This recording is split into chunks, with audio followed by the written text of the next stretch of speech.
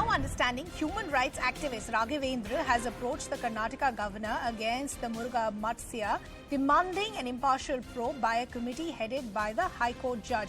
He has gone on to say that the Swamiji is a powerful person and can interfere in the police probe. Harish continues to be with us. Harish, talk to us about what Raghvendra, the human rights activist, is asking when he approaches the Karnataka governor.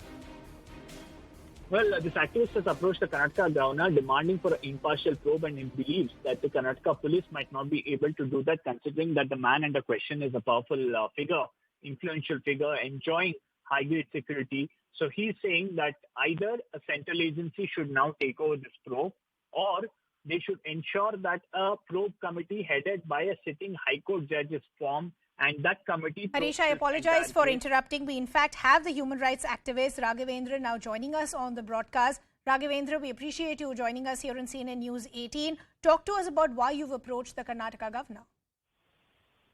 Yeah, very good afternoon.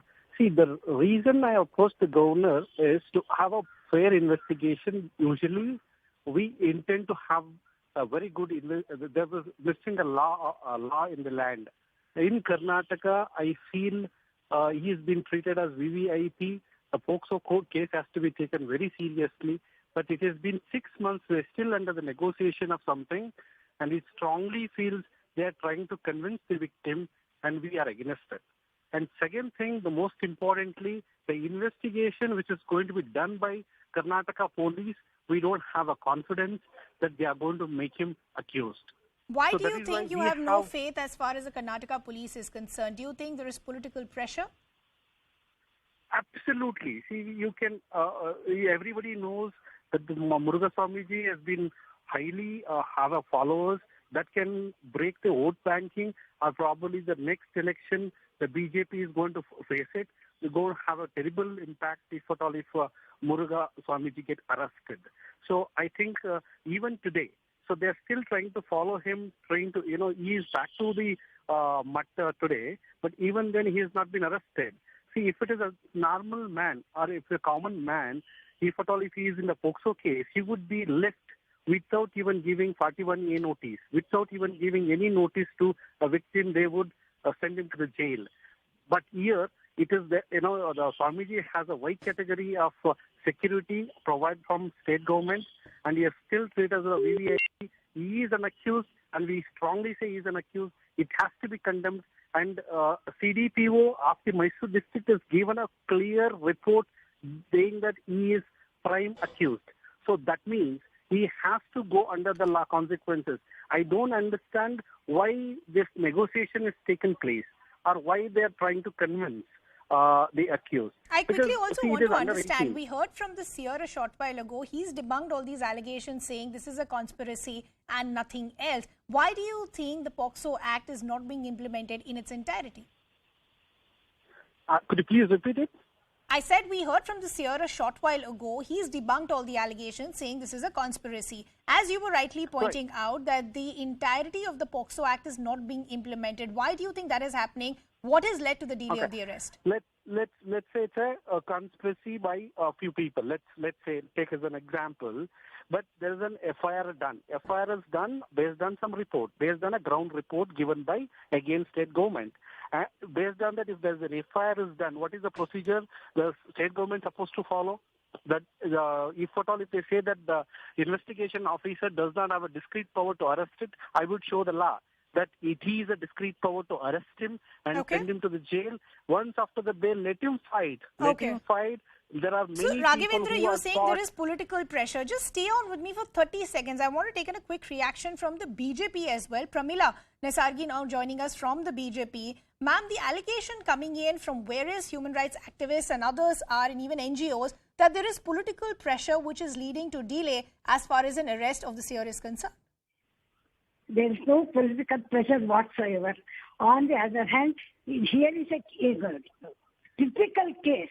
where an NGO called as Vadanadi Institution has taken law into its own hands, created documents, manipulated cases, but used the children as a pawn to satisfy himself, and he has lodged a complaint. That is why we are saying it's a conspiracy. We are not just saying it's a conspiracy just because he has filed a case. There's a history in regarding this. These very two girls had come to Bangalore over two months ago, wandering in Bangalore. And no, but ma'am, the question is, the minute you say there is a conspiracy, aren't you already putting a shadow of doubt as far as the allegations of the victims are concerned? Why don't let law take its own course? Madam, please hear me. Investigation can go on. Inquiry can go on. It can go on only in accordance with law. As per the law laid down, by the guidelines have been laid in a POCSO case by no less than Justice Gopal Gowda. He has said, manner in which investigation has to go on. In according with that is going on. Law does not say immediately. Correct. But ma'am, as far as the POCSO Act is concerned, and this is where the discrepancies are being raised, that if this was someone else, an arrest would have already happened. Why has the arrest not happened so far? That's why I'm giving you an explanation. Just because one files a case, it does not mean that immediately they must be arrested. Police have to do their duty. They have to make an investigation. As per the guidelines laid down by his plastic Justice Gopal Gowda. No less than that. Accordingly, they are doing it. They can't arrest him. He must be given an opportunity. He must be given an explanation to his case. Okay, ma'am, you're saying he needs to be given an opportunity to put his side forward as well. But what about the opportunity to the victims as well? Why don't we just let law take its own pace rather than political parties already calling this a conspiracy? I am sorry. Victims have already given a complaint. Complaint has been registered as an FIR. After that, the case has been transferred. And after the transfer, their statements have been recorded. Then medical examination has been done. Then 164 statements have to be taken before the magistrate. Not that they are evading.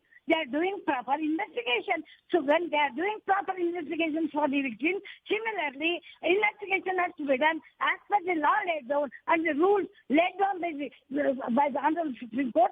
The manner in which has to be done, that's what they are doing it. Why do you say that? They're doing the investigation. They're doing it practically in accordance with letter and spirit of the law. And now the truth will come out. We are saying there's a conspiracy. Who is the conspirator behind? We are giving the details. Who is the person responsible? Where these girls were? When they left the hostel? When they came to Bangalore? What the statement they gave before the police in Bangalore? And who took them away? Who captivated them and kept them under their custody? We are staying with this story that, there is a possible allegation that the seer in this particular case can go ahead and he can, because of the power that he commands in the state of Karnataka, he can interfere with the police probe. Now, how do you respond to that? See, Swamiji is a disciple of Lord Basavana. They stand for truth. And they won't do anything apart from truth. Truth shall triumph.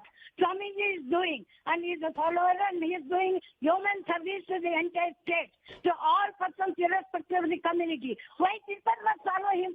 We are not blind followers. We are intellectuals. We are educated people. We know what is Swamiji and what is not. We feel that something conspiracy has taken place. Something has happened. We are asking for a fair inquiry. Is there wrong to ask for an inquiry about the conspirators and to take them custody? And there's already a complaint lodged by the warden. All right, Ms. Nesargi, thank you so much for joining us on the